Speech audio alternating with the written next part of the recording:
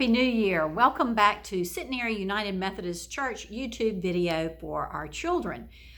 So good to see you all again.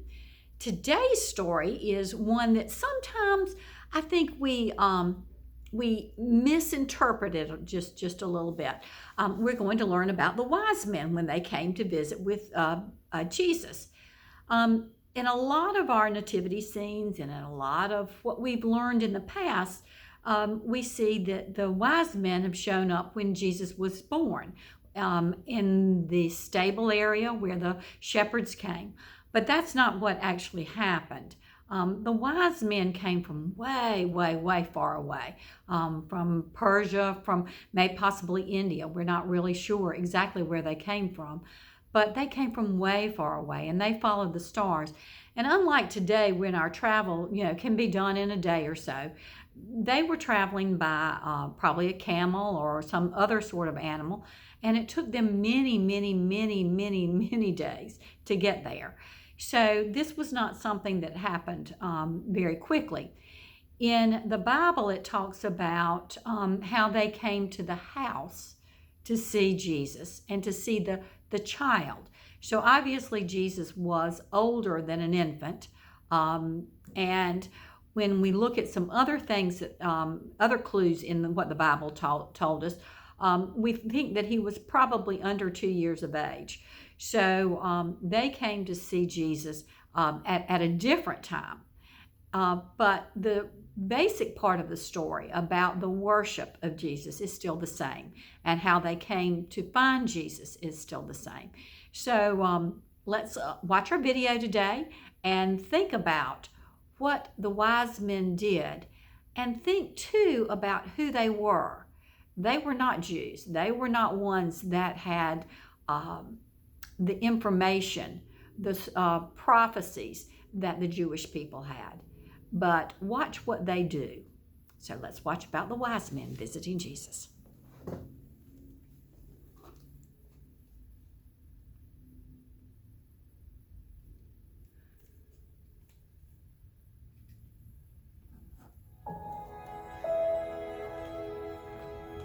Long ago, God promised to send a king to save his people from their enemies.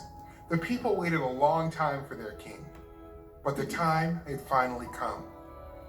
Jesus was born in Bethlehem at the same time Herod was king. Was Herod the king God promised? No. Herod was an evil king. God sent a star to show the wise men that Jesus had been born.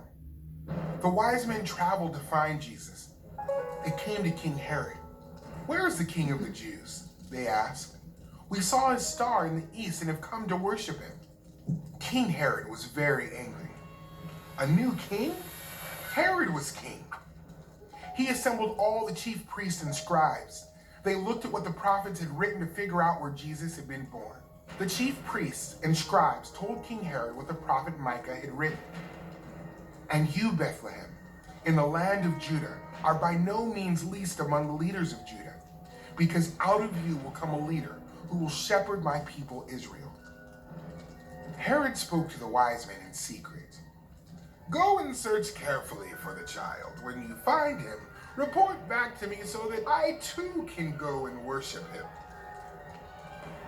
But Herod was lying. He didn't want to worship the new king. He wanted to kill him. The wise men followed the star until it led them to Jesus. They went into the house where Jesus was with his mother Mary. The wise men fell to their knees and worshiped Jesus. Then they gave Jesus gifts: gold, frankincense, and myrrh. When it was time for the wise men to go home, God warned them in a dream not to tell Herod where Jesus was, so they took a different way home. After the wise men were gone, an angel appeared to Mary's husband Joseph in a dream. The angel said, "Get up, take the child and his mother, flee to Egypt, and stay there until I tell you. For Herod is about to search for the child to destroy him." So in the middle of the night, Joseph got up and took Mary and Jesus to Egypt, where they would be safe. King Herod was so mad that the wise men didn't tell him where Jesus was, he killed all the boys in Bethlehem under 2 years old, just to make sure he killed Jesus. But he didn't know Jesus and his family had escaped. A while later, when Herod died, an angel spoke to Joseph again in a dream. Get up, take the child and his mother and go to the land of Israel, because those who sought the child's life are dead. So Joseph did what the angel said.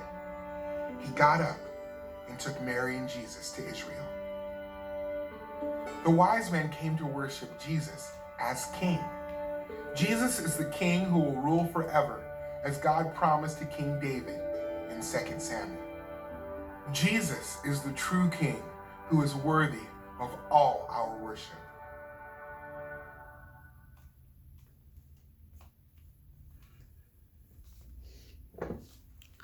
All right, so that story had a lot to it, and let's go back through it and think about the things that we saw.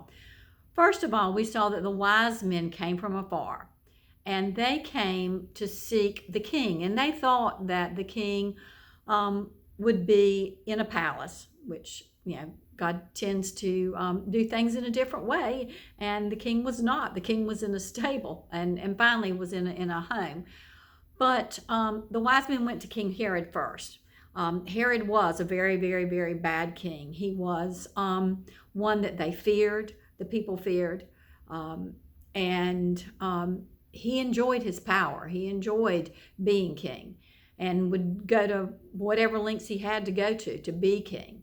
So when Herod heard about the king, he called all of his scribes in and all of the prophets in, or all of the priests in, and he had them read from the prophecy. And the prophecy clearly told them where Jesus would be. And so that's what Herod went on and sent the wise men to follow the star and to Bethlehem, where Jesus would be. Herod wanted to know where Jesus was, not so that he could go worship him. He wanted to kill him. So the wise men went on into Bethlehem, and they found Jesus. And I want you to notice 3 things that they did. First of all, that they bowed down and they worshiped him. They bowed down and worshiped a child less than 2 years of age as king. So they saw immediately that Jesus was God's son and that Jesus was the king to be. I always think that is a remarkable thing that they did.